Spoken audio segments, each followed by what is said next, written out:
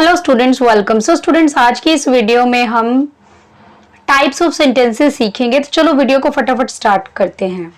Types of sentences में जो सबसे फर्स्ट टाइप है उसे हम बोलते हैं simple sentences. Simple sentences are those sentences which expresses a complete thought. It contains a subject and a predicate. देखो, सिंपल सेंटेंस क्या होता है? एक ऐसी लाइन जिसका एक मतलब निकलता है और जिसमें सब्जेक्ट और वर्ब होता है, उसे हम बोलते हैं simple sentence. It contains only one independent clause. और आप ये भी बोल सकते हैं एक ऐसी लाइन जिसका कोई मतलब निकलता है, उसे हम सिंपल सेंटेंस बोलते हैं और उसे हम इंडिपेंडेंट क्लॉज भी बोलते हैं। एग्जाम्पल देख लेते हैं। The boy went to the cinema hall, के जो लड़का है वो सिनेमा हॉल गया। इसमें देखो, जो द बॉय है ना, वो एक सब्जेक्ट है और वेंट का मतलब होता है यहाँ पे वर्ब। तो देखो, यहाँ सब्जेक्ट और वर्ब का ये पैटर्न फॉलो कर रहा है और इस लाइन का एक मतलब निकल रहा है। मतलब ये लाइन अपने आप में कंप्लीट थॉट प्रेजेंट कर रही है, अधूरी लाइन नहीं है ये। The boy went to the cinema hall, लड़का सिनेमा हॉल गया। तो ये कंप्लीट सेंटेंस है। I like to eat strawberries, के मुझे स्ट्रॉबेरीज खाना पसंद है। तो यहाँ पे भी देखो, इस लाइन में सब्जेक्ट और वर्ब है और ये एक इंडिपेंडेंट क्लॉज है। यहाँ पे सिंपल सेंटेंसेस के कुछ एग्जांपल्स देख लेते हैं। I want to be a computer engineer, यहाँ पे भी देखो, आई सब्जेक्ट है, वॉन्ट है, वर्ब सब्जेक्ट वर्ब तो है ही है और इस लाइन का मतलब भी निकलता है। ये कोई अधूरी या इनकम्प्लीट लाइन नहीं है, इसीलिए ये एक इंडिपेंडेंट क्लॉज है। I lost my watch yesterday, कि मैंने कल अपनी जो वॉच है वो गुम कर दी, गुमा दी।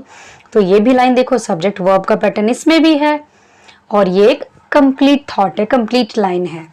You are very annoying, annoying का मतलब होता है इरिटेटिंग, कि तुम बहुत ही इरिटेटिंग हो। ये भी एक इंडिपेंडेंट क्लॉज है।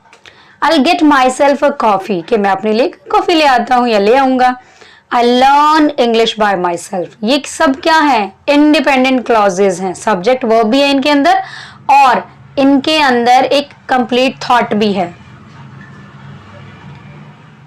He is the scapegoat, के स्केपगोट होता है बलि का बकरा, कि यही जो है वो बलि का बकरा है।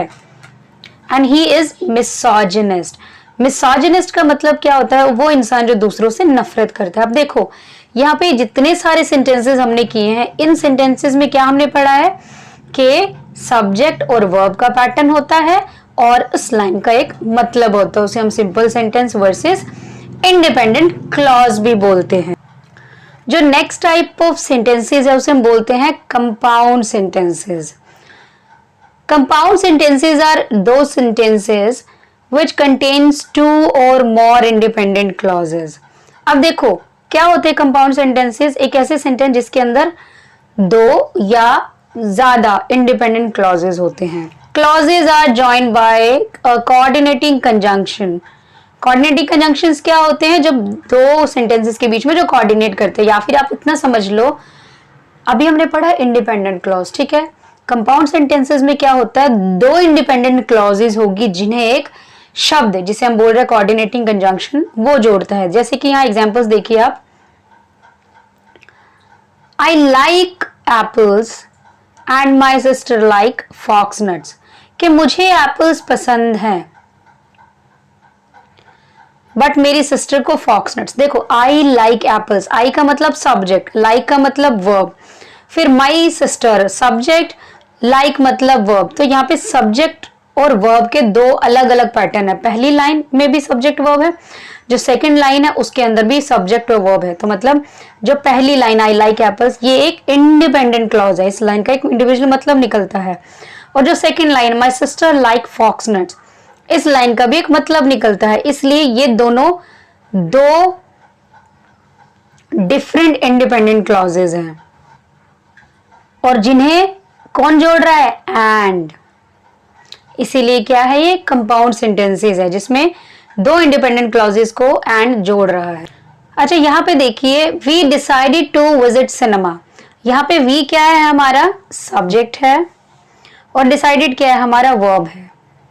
यहाँ पे फिर वी वेंट टू जू, वी क्या है? हमारा सब्जेक्ट और वेंट क्या है? वर्ब। तो यहाँ पे क्या है? सब्जेक्ट और वर्ब का दो अलग अलग पैटर्न्स है, विच मीन्स कि एक सब्जेक्ट और वर्ब को हम क्या बोलते हैं? एक क्लॉज। यहाँ पे तो दो क्लॉजेज हैं अलग अलग। तो जो पहला है we decided to visit cinema, ये एक इंडिपेंडेंट क्लॉज है, और वी वेंट टू जू, ये भी एक इंडिपेंडेंट क्लॉज है। और यहाँ पे दो इंडिपेंडेंट क्लॉजेस को क्या जोड़ रहा है, बट नाम का जो हमारा कोऑर्डिनेटिंग कंजंक्शन है वो इन दोनों को जोड़ रहा है, इसीलिए ये क्या है, कंपाउंड सेंटेंस। चलिए कुछ एग्जांपल्स देख लेते हैं। It rained for 3 days, so the streets in my neighborhood is flooded. कि 3 दिन तक रेन हुई है, बारिश हुई है। इट का मतलब सब्जेक्ट, ठीक है। रेन मतलब बारिश होना, वो एक वर्ब है। ये एक हो गया पैटर्न, मतलब सब्जेक्ट एंड वर्ब। ये एक क्लॉज है, 3 दिन तक बारिश हुई। ये एक इंडिपेंडेंट क्लॉज है, मतलब एक कंप्लीट थॉट है। The streets in my neighbourhood is flooded, streets मतलब सब्जेक्ट और फ्लडेड मतलब वर्ब। तो यहाँ पे भी एक सब्जेक्ट और वर्ब है, विच मीन्स ये भी जो है हमारी एक इंडिपेंडेंट क्लॉज है। तो यहाँ पे दो इंडिपेंडेंट क्लॉजेस को यहाँ पे सो नाम का कोऑर्डिनेटिंग कंजंक्शन जो वो जोड़ रहा है, इसीलिए ये कंपाउंड सेंटेंस है। Riya doesn't like sapodilla, no does she like avocado. कि रिया को सैपोडिला, सैपोडिला मतलब चीकू, उसको बिल्कुल पसंद नहीं है। और not does she like avocado, she does. इसका देखो, इसका मतलब क्या बनता है, she doesn't like avocado. She मतलब सब्जेक्ट एंड लाइक मतलब वर्ब। तो यहाँ पे भी सब्जेक्ट वर्ब पहली लाइन में भी है, सब्जेक्ट वर्ब दूसरी लाइन में भी है, और इन दो इंडिपेंडेंट क्लॉजेस को नॉर जो है वो जोड़ रहा है, coordinating conjunction. My pen was stolen, मेरा पेन चोरी हो गया, ये एक इंडिपेंडेंट क्लॉज है। So I borrowed one from my friend, इसलिए मैंने एक अपने फ्रेंड से बोरो किया है, उधार लिया है। I work for several hours so I could earn some money, मैंने बहुत मतलब सेवरल आवर्स मतलब काफी घंटों तक काम किया ताकि मैं मनी अर्न कर पाता।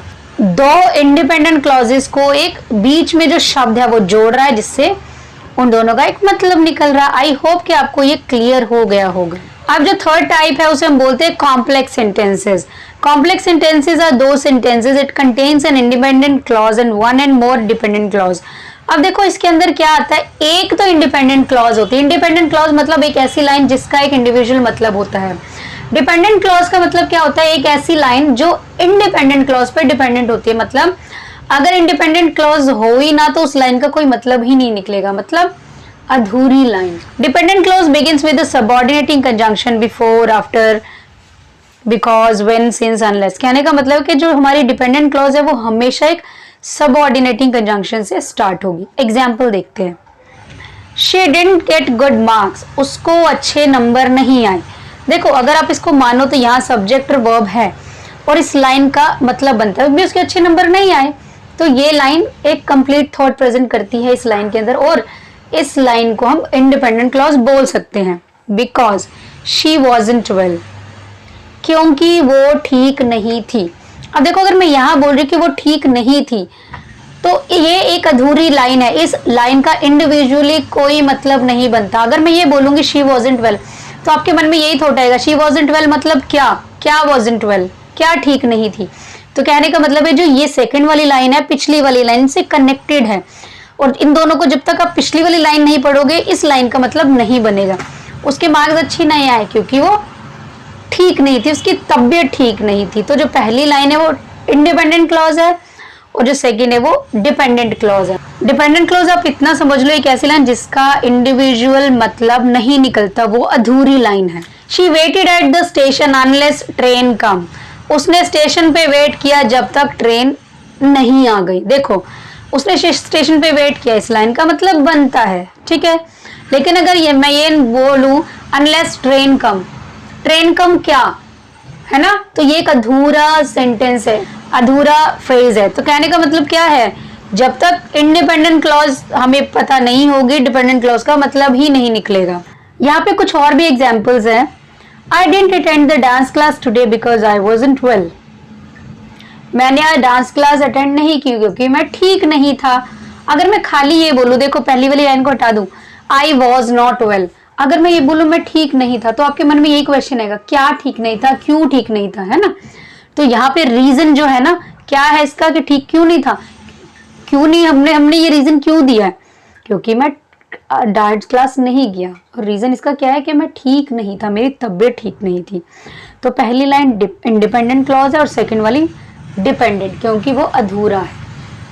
He worked hard day and night as he didn't wish to fail. उसने दिन रात काम किया. He did not wish to fail. अब देखो मन में वही क्वेश्चन आएगा, क्या क्या विश नहीं किया था उसने फेल होने का.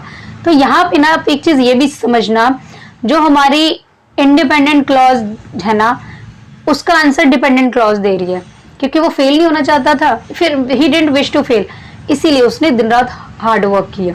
ठीक है, आई होप कि आपको क्लियर हो पा रहा होगा.